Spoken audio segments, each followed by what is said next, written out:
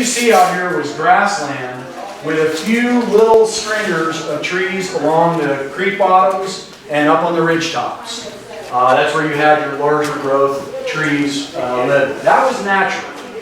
Fire lived in that environment quite fine. It's a chemical reaction. I always look at it as a living thing. I use a very old definition of life. It eats, it breathes, and it reproduces. With those three things, that used to be the definition of life, a living thing. So it could get welfare. What's that? It could get welfare. It probably could get welfare in some states, unfortunately. Fire is natural out here. It's supposed to be out here. But a lot of people, when they move out here, they get very afraid of it because it threatens their home. And that's because fire sees your home as nothing other than a meal. Okay? It's fuel. The trees around your home, the grass around your home, the home itself is fuel. The fifth wheel you got parked next door, that's fuel. Your car parked in front, that's fuel. It's all fuel to a fire. Now, that doesn't mean that this area is dangerous to live in. Because honestly, the conditions for fire to burn out here only happen from time to time. So what I wanted to teach you guys right off the bat was what fuel type you live in. Now there's a bunch of them. There's like 13 fuel types. We don't care about any of them except for 3. Because we only have 3 out here to deal with.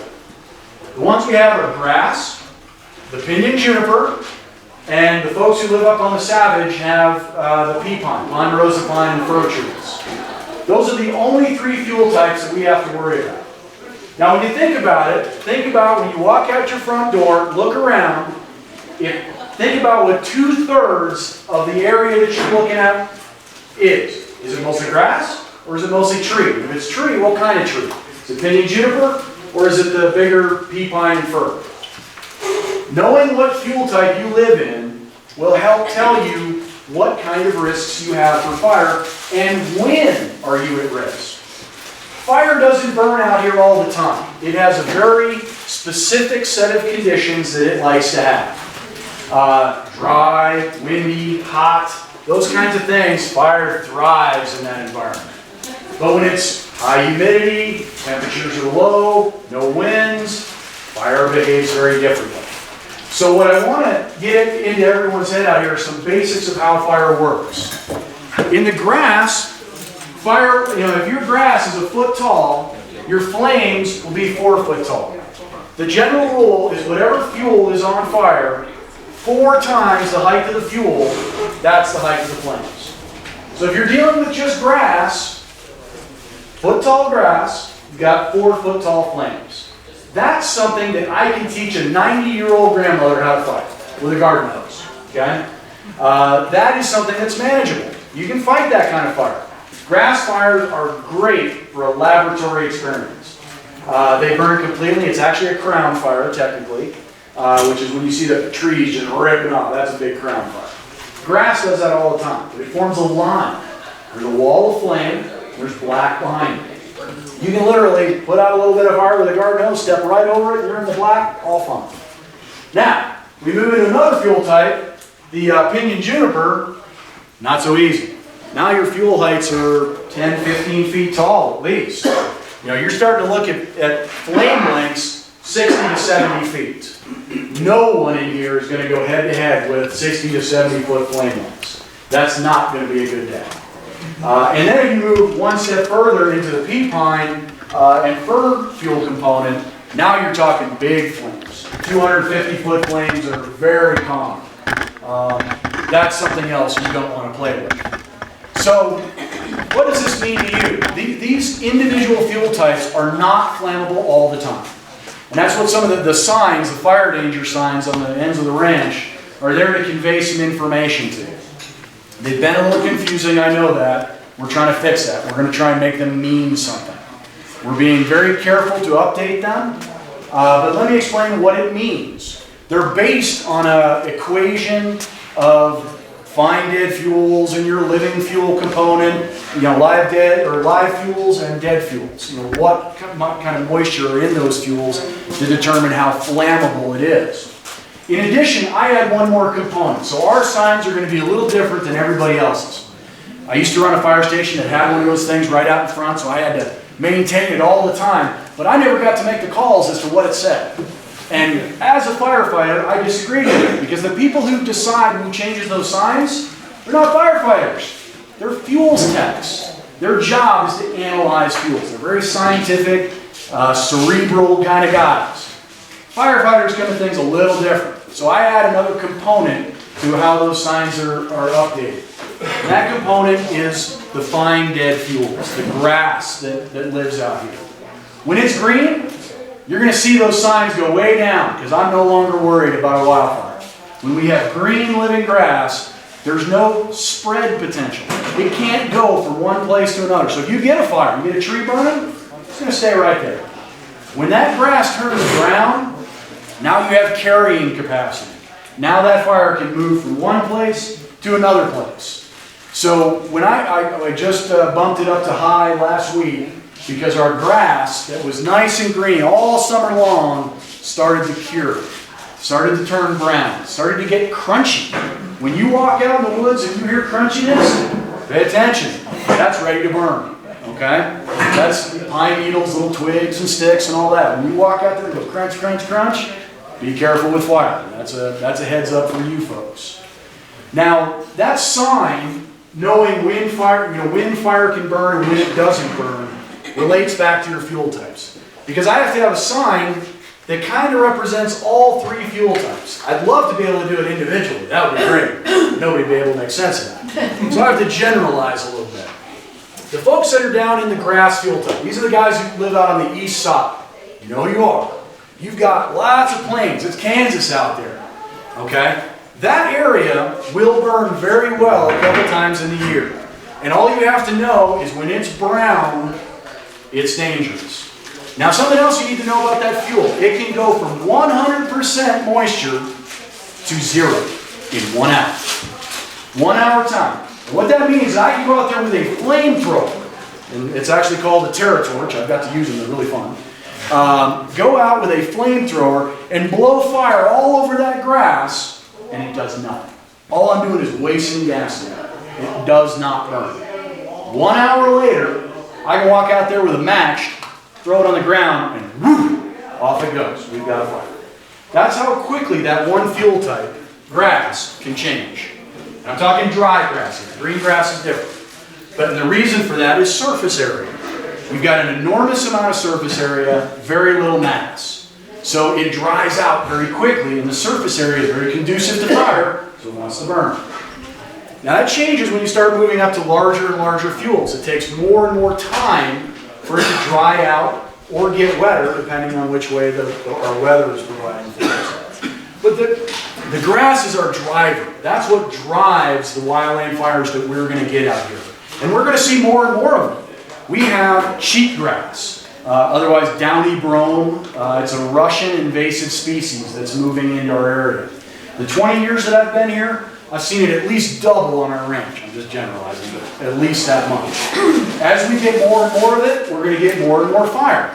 In Russia, the saying goes, fire begets cheatgrass begets fire. It's just part of their environment. And cheatgrass burns really well. That component is what's going to move our fires. And unfortunately, it moves it from the grassland, which is very easy to fight fire and very fun too. That's a lot of fun. And you bump it up into the pinyon juniper. When you start getting that 60, 70 foot flame lengths, it gets a little creepier to try and go and fight that. It's not quite as much fun, because now you've got to risk yourself a little bit, and you need to know what you're doing. And that's the new tactics our fire department's going to get. But you as residents need to understand, if you live in that kind of fuel type, how can you help? And the next class I'm going to do is going to be trying to talk to everyone about how to mitigate their own problems. You're going to learn what shot crews do all the time. Shot crews go out and they are the best in wildland firefighting. They are elite, like special forces guys of fighting fire. Now granted, they only do 2 jobs. Only 2. They are very specialized. They prep and they burn out. Prep, burn out, prep, burn out. That's all they do all day long. So if you're not stringing fire along, you're prepping. And I'm going to teach the residents out here how to prep their own properties. So when the fire comes through, it doesn't do any damage, or the damage it does do is much reduced. If you can keep the fire on the ground in the grass, it makes it very easy for you to handle it, or the fire department to handle it, and it makes it much less likely that you're going to lose a home or a barn or anything like that. When you move into the pinyon juniper, when those trees catch on fire, 60, 70-foot flame lengths, even if your house is 100% fireproof, you can still burn it down. How is that possible? Fire will radiate its heat through the windows of your home, and it will ignite your easy chair, your drapes, anything inside your house that I guarantee is flammable, never has to touch flame. All it has to do is come in contact with the radiant heat coming through your window, and boom, the inside of your house is on fire.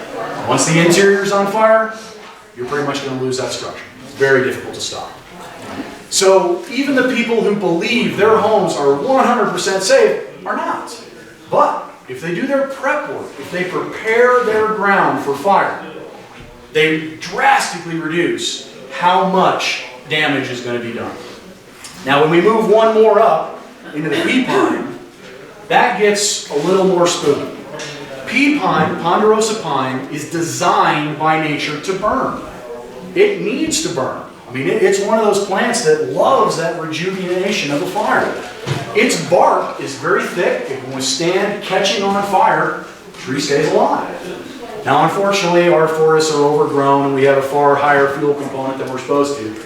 In actuality, you're only supposed to have about 40 trees on 1 acre of ground. And that is not very many trees when you start getting down to it. And I'm talking a forest environment. We're talking up in the national forest or people in the savage area. Now that fuel type burns a little different. The pine needles act just like grass. They can dry out in that 1 hour time frame. So it's a little dangerous there. And the danger in that fuel type was clearly visible during the Mason Gulch fire. That was the only fuel type that burned. It was the only fuel type that could burn. Everyone else was 100% safe. The fire could not spread outside of the forest because the grass was green, and it wouldn't care. The proof of that is all the people who live out in the Vaughn that were terrified because they had ash and little pieces of burning embers raining down all over the whole community up there. Not a single spot fire was found. Not one. The reason is, on that day, I remember showing up on one of the days of the Mason Gulch fire, I could have walked around with a box of matches, throwing out lit matches, and not start a single thing on fire, because I was in this fuel type, pinyon juniper, and grass. It wasn't going anywhere. Each one of these burns at a different time and in a different way. Obviously, the Mason Gulch fire was terrifying. You're talking an enormous amount of energy release. The ERCs, that's energy release components on forested ground, that's what they do all their basis models on. These lower fuel types don't have as much energy that they can give out, which is good for us, but they burn at different times. All of these do. So when you see green grass, feel a little safer. When you look at those signs, when they're low, that means we're looking at this. We're looking at not only what the fuels are saying, the science of it, we're looking at the carrier. How likely is that fire to move from point A to point B? We can't adjust those signs on an hourly basis. You know, there's no way to do that. So I cannot account for the drying period between a soaking rain and the 1 hour fuels, the grass, drying out to zero moisture and being super flammable. But those things I'll be kind of addressing in some of the follow-up classes on how to do your own burning. You know, we're going to learn how to do control burns on your own property. How do you get rid of that brush? When do you do it? I'm going to give you days that are so safe. You're going to be able to walk out, and I don't care how big your pile is. It can be the size of this building. Go out with a pile of matches, light it up. Because the days that I'm going to give you, it will do no harm. Those are days when there's snow on the ground. You can't do anything else anyway. You might as well go outside and light a pile on fire and roast some marshmallows. You know, when you have snow on the ground, think of it as a giant blanket of water. You have spread out across everything around you. So no matter how many embers fly, no matter how much heat you generate, it's not going to go anywhere. the blanket of water holds it in place. So I have lit fires when I know the fire danger, the signs, are very high, maybe even extreme. And I'm out there lighting fire because that particular day with snow on the ground, I knew that I had the right window. I'm going to explain all that in other classes. I just kind of want to give you an introduction of what fire is and how it relates to your property. Well, I have a question. So the weeds are really high this year. Okay, so where we live, we're not going to cut them down because we can't get there. Okay. Okay, so let's say now we have a big snow. And the sun is melting the stuff that's on top of the high weeds. Would it still be safe? Because if you have an ember and it lands on some of the dry high weeds, does that make sense? Okay, it's not going to, fire's not going to land into high weeds, okay? It needs a fuel bed, and that's fine dead fuels, pine needles, grass, very small things, in a pile. If I take a standing bush that's all dried out, and I throw embers, I can throw matches at it all day. The only way that would work is if you balanced a match right on the little corner and it burned up and caught the little strand on fire. But your density of fuel isn't enough to get it to carry. In order to have a proper fuel bed, you've got to have a bunch of fuel. The arrangement is important, how the fuel is stacked on top of itself, and then how moist it is, what size it is. Is it 1 hour fuels, 10-hour fuels, 1,000-hour fuels, 10,000-hour fuels? Those kind of things matter. And I know you're going to address this at another one, and I hope I can make it, but to follow on her point, because I'm sort of dealing with it, you see my finger. It sounds like the safest time to do that would be during the snow. However, it sounds like also if I tried to do a controlled burn during the snow, I'm not going to get all those weeds out of there. Is there a better, is there a general rule of thumb about how to get those weeds out of there? Mow. A controlled burn is not a good thing there. Okay, there's two different types of controlled burns. There's broadcast burning. And that's just what it says. That's me with a torch throwing fire all over the place. We're going to broadcast fire. That's when I want my environment on fire. I did lots of that, a lot of fun. I've got a front yard that I'm happy to have you do. Here's the problem with that. And I even have a blowtorch. Here's the catch, Libby. The catch is, it's very easy to lose a fire. That's what I was concerned about, yeah. When the conditions are right for a broadcast burn, the conditions are right for a real burn, uncontrolled. That's why you see the Forest Service losing fires, because they picked the wrong day. Pile burns are different. Pile burns, you are creating a very specific type of fuel arrangement and type so that you can burn it when it's soaking wet and the rain's coming down or the snow's coming down or whatever. It'll still catch fire and burn. So I recommend people to build burn piles. I don't care how big they are. I'm not going to tell you, gee, Libby, I know you're going to light something on fire. Just keep it smaller. No, build it as big as you want. Bigger the better. They actually burn better. Just do it in the winter. The right day. And we're going to cover that at, like I said, another time. That's what we built a huge bonfire thing, and lit it when it was snowing. But if you have, what I'm asking, I think, is if you have tall weeds around there that are above the snow, will the embers from that fire possibly catch them on fire? The embers will not, but the radiant heat will. Say, I'm just crazy. I build a bonfire the size of this building, okay? And I've got 3-4 inches of snow on everything. And I light that thing off. The heat generated from that pile will radiate out, depending on the size of the fire, which way the wind's going, all those factors. And it will melt the snow, dry out the fuels in way less than an hour. It takes only a couple minutes. And it may even burn a little bit.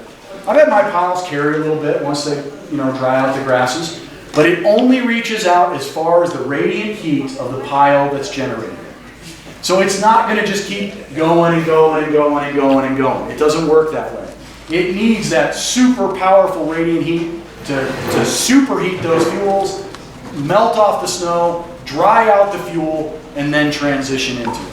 So I hope that answers. And if you guys, this is actually a great time. If you guys just want to ask me questions about fire, that works for me. I can answer a lot of them, at least some of them. Well, I have a big pit that's supposed to be a catch pit, but it's not.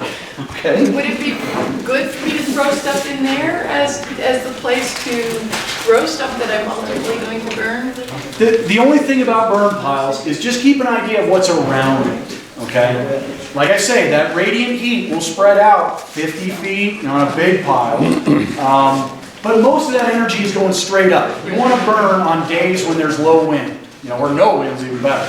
Where you want a vertical column of smoke and fire going straight up. When you do that, your radiant heat is reduced. So it may only be 20 or 30 feet off the edge of your burn pile. Will melt off and cause a problem. Make sure your burn piles are away from your home, away from any outbuildings, hay piles, anything like that. That's what you don't want to get caught up in. And make sure they are not anywhere near power lines. Power lines, if you put up enough smoke, the power line will arc to the ground through the smoke. That's not a good thing. And stand right there and... Yeah, with a big stick or something, that's not so good. And your piles will burn for a long period of time. I set my burn piles up to burn for a couple of days, and I pick the right days where I can light them and walk away. That is not the right thing to do, okay? I can get away with it because I did it for years and years and years, and I know what days to pick. And I'm out there in the worst weather. It's snowing like crazy, I'm out burning. I can't help it. I got a million piles to burn, so out there I go. Everybody else are going to pick a little bit better days, and they're going to learn this because it takes some time. You'll get the feel for what you can burn and what you can't. So pick your burn pile locations carefully. If they're near other green trees, that's okay. I've actually blown out some trees. Oh, they caught on fire. No big deal. They dried out enough, caught on fire, and burned up. Did it bother me? No, I'm trying to clear trees, so it doesn't hurt my feelings. But you may be in a different, mindset. You may be trying to save certain trees. Give them some distance off those piles because they will superheat from that radiant heat and then burn. So you want to avoid that. So does that help you a little bit? I just don't know. It's such a lot of work. I'm not trying to whine. We're in probably one of the highest risk. No, you're not. No, you don't think so? You're not. The people who are in the highest risk are honestly the ones who live up here in the Piedmont. It's the most beautiful. It's got the big trees and all the shade. They live in gasoline. I don't know how else to put it. That's gasoline. Ponderosa pines burn awesome. I loved lightning pea pine. That was, a little dab here and whoop, off we go. It's rocking and rolling. That fuel type is designed to burn really intensely. Grassland, to some degree, depending on the time of year, also. Pinyon juniper was actually used by the hotshots as a safety zone for years. They don't do it anymore because we've had too many droughts. And once the live fuel moistures have come down enough, then these trees that we have around us, the pinyon and juniper, become very flammable. They have some oils inside of them that they release that increases their flammability. So no one uses this fuel model for a safety zone anymore, just because the way the conditions in the West have changed. So you've got to be a little careful with it. Now, it doesn't burn the way people think it does. It has to have grass underneath it to carry real well, or it needs wind. It's got to have some special conditions in order to burn just right. The other fuel types don't need that. Like I said, all grass needs is dry and brown, it'll burn. Pea pine, dry and brown, it'll burn. The trees can be all green, that doesn't matter. I'm talking the understory underneath, the needle cast and duff layer. And then those things transfer into the higher fuels, and then you get a full-blown crown run, which is everyone's nightmare. That's also what you can't fight very well. It's very difficult to fight a crown fire when you're talking 250-foot flame lengths. That never goes very successfully. So, other questions about fire? No? How fire works? Any examples on your own property? Anything like that? No? Well, this year, if we're having kind of issues with our fire department, this year is a great time for that to happen because it's been green all year. The green grass has helped us. It has prevented any real fires from starting. We've only had one, and the one we had was kind of interesting. I should have brought them today. 2 little tiny pieces of catalytic converter blown out of somebody's exhaust pipe along the highway, kicked off a little 10 by 15 little fire. If that had been on a nice, dry, crispy day, maybe today, that fire could have been real. I mean, it had plenty of grass, a lot of fuel to move, it could have done so. Do you think that, given that we've had so much rain, that the pinyon juniper got some of its replenished protective features back this year? A little bit, but it takes years of consecutive moisture to regrow. And the reason for that is, we all saw these trees turn a little bit brown. I'm talking like the middle of summer last year, before that, the trees were dying. I mean, they were dying and turning brown. That's the tips dying off, tips of the trees, right? The exact same thing happened underground. The roots died off the same degree. So the root systems of these trees are weakened, and it's going to take many years, probably 3 to 5 years, for that root system to grow back where it can draw its full moisture again. Most of ours died, our pinyons. We have. Oh, yeah. Most of ours are dead. Yeah, Well- we lost most of our pinions, but we got tons of junipers. Oh, yeah. Yeah, the junipers are kind of what I'm talking about there. The pinions took a beating like no other. They got. Some of our junipers died. Yeah, I had some of those die too. Those are rare conditions. And this training that you're going to do on how we as homeowners can try and do a better job protecting ourselves. I'm going to do these at the fundraisers. I'm going to put on one class for every fundraiser we do, just little short ones. The next one is going to be how do the residents protect their own properties and homes? The things they need to do, how to raise the skirts on the trees, what the distance between the crowns should be, all the technical information that they don't give out in those flyers, I'm going to give you. And those flyers are excessive. Did everybody get a FireWise flyer in the last couple of years? Yes. Yeah, for the most part. Those FireWise, if you follow those flyers, they're going to turn your entire property into, a wasteland. They just want you to mow everything and turn it to rocks. 150 foot out of nothing, then another 100 feet of everything mowed down, and then another 100 feet of trimmed trees. You don't really have to go that far. I want to give people a very realistic, something they can accomplish, and it's a little bit easier than that as to how to thin and take care of the trees you have. Still keep some trees. You don't have to wipe them out and still be protected. And I'll explain all that at that next class. Yes, ma'am. I'm new to the area. How often do you have fundraisers? I think we're talking about another one this year. We normally only have 3 a year, but it looks like we may do 4 this year. But that's really more the board of directors' purview. They're the ones who host those meetings. I also am doing firefighter trainings once a month. Anyone's welcome to attend. You don't have to be a firefighter to show up. That's just for your own general knowledge. The one I'm doing next weekend, Saturday down here, I'm giving away the secrets, the Zen of firefighting. This is the ninja secrets of why the feds are better at this than anyone else. The federal government isn't good at anything, okay? Except fighting fire. They've had 100 years of practice, they got really good at it, and they got people like me that are highly motivated to go jumping into big fires. They like it. So they got the right people, and they figured out how to do this. The tactics that they use are better than anything that the county has. They don't teach this stuff, and they certainly don't teach it right. So next weekend, I'm going to be giving out to our volunteers the best knowledge that I have on how to fight fire. And it's going to rewrite how we do it as a department and make us 1,000 times better. And I don't care how old our volunteers are or how old our equipment is. It is very well suited for what I'm going to teach. And what time is that start? 9:30. When, what time? It's 9:30 to 4. We're going to take an hour break from noon to 1 for lunch. I think Chris is trying to put together a potluck for us, but we haven't had anybody sign up for it yet. So bring your lunch. That's probably a good idea. Yeah, but you have an hour, so you can run home or do whatever you need to do. Any other questions I can answer about fire? But you're going to teach the ninja fire things again. If we I will. take it next week. I will. This is going to be something that... During the ninja fire, can you provide some homeowner protection?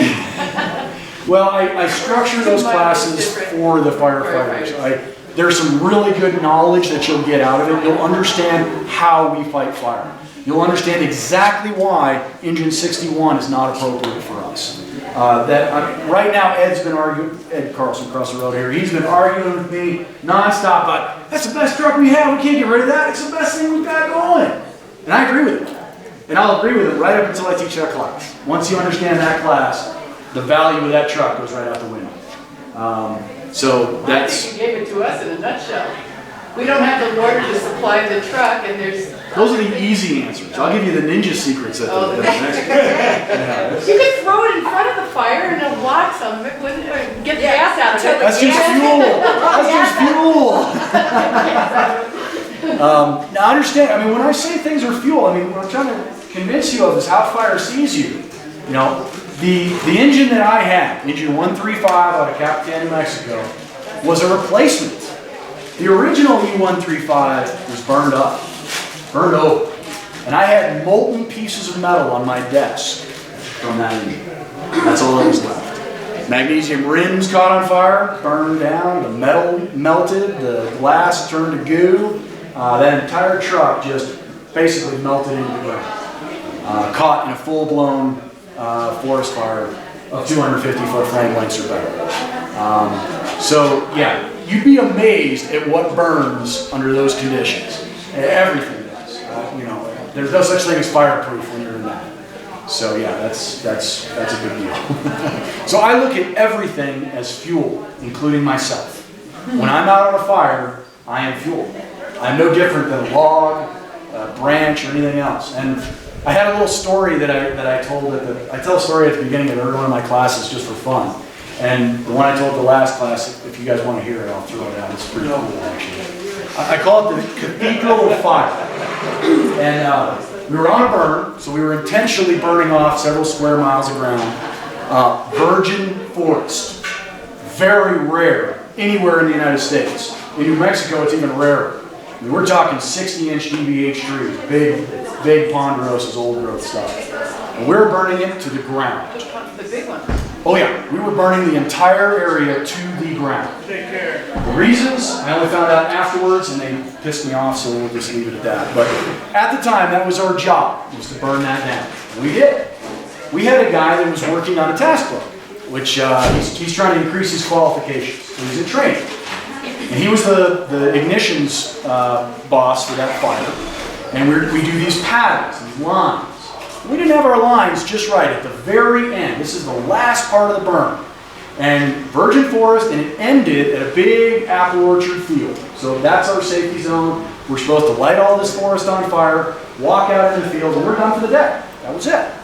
We got all done, we turned around, and our lines just weren't right. So this guy in training was like, oh, yeah, I'm trying to get this signed off. I need a volunteer to go back in there and finish the lines. And of course, oh yeah, I'll do it. So off into the fire I go. And I walked into this forest with 400-foot flames on both sides of it. About 100 meters out on each side. I had a tunnel that went out to that field. It was about 300 yards, and then there was a little open hole where I could walk out. I was supposed to go in there, torch down, start laying fire, and walk out. I stood there for a minute. I just had to stop. That's a vision that no one gets to see. That fire wrapped up over the top of me where the flames came over and touched and just turned into a giant cathedral with nothing but flame. And I got to stand in the middle of that and just enjoy it. Just look around me and see what's going on. And I learned something that day. And I learned I was no different than a log or a stick or anything else in that forest, because if I had stayed there another 90 seconds, I would have been. Once I ate up my safety margin, torch down, and I just walked right on out. As soon as I walked out into that field, it just boom, right behind me. One giant explosion of flame and fire, and just blew it all to dust. Turned it into a moonscape, killed every living thing in that forest. Fire doesn't care. It doesn't care if you're in a car, or in your house, or just standing there. You are nothing but fuel to fire. And that is the main lesson that I learned on that day. And when you understand how fire looks at you, it really changes how you interact with it. It becomes far more personal because, well, in my experience, fire seems to be alive. I've seen it do some things that just aren't explained by nature and the science and all the other classes. It almost has a personality. It's a little strange. That's kind of the mystic end of fire. Any firefighter can relate to that. I know Brad's seen some weird things in his time. You know, It's just one of those things you learn fighting fire. Oh, and the question I always get about the cathedral, was it hot? Yes, it was hot. It was very, very hot. Not enough to burn open skin, but certainly hot. My question is, why the hell did they burn those nice trees? Actually, the reason for their burn was a wealthy rancher wanted additional pasture land for his cattle. And they burned a virgin forest over that? They did. Are you kidding? No, I'm not. No, I'm Too not. bad he wasn't in that. Yeah. It was a shame. It really was. They did not tell us the reason for the burn until after we were there. But, you know, the other part of it too, fighting fire is really fun. It's a good time. It's really exciting, but it pales in comparison to lighting. That's where you learn about fire. It's God's honest truth. I had one of my mentors, far wiser than I'll ever be, told me something about fire. He said, "You'll never be a good firefighter if all you ever do is light." He says, "If you want to be a good firefighter, light it, and you will finally understand how the monster works." And he's absolutely right. When you're lighting fire, you have time to watch it. Put a little fire here. Does it go? Does it just go out? You know, if it does transfer to the trees, how quickly, how intensely, how far does it travel? When you're fighting fire, you can't look at any of that. All you're focused on is putting that fire out. So the education that I learned by lighting fire was invaluable. That's where I became a much better firefighter. And that's mostly what I did. I fight fire with fire. This department will not do that, but I personally do that. Yeah, that's the one thing I will not teach our volunteers is how to use fire offensively. I will give them a class on how to use it defensively, but nothing in the offensive side. Only because it is so easy to screw up. You can get into trouble so quick. That's why the broadcast burns are so dangerous. I've been contemplating doing one. If I do that, it'll involve the entire fire department. We'll have outside help for just in case, and it'll be the perfect day. And so it probably won't happen. Pile burns are the safest way to go because you can pick the day, and it'll pick a day that you can do no harm, and that's really what we want. Anyway. Nobody else has got any questions? For the rest of your lunch.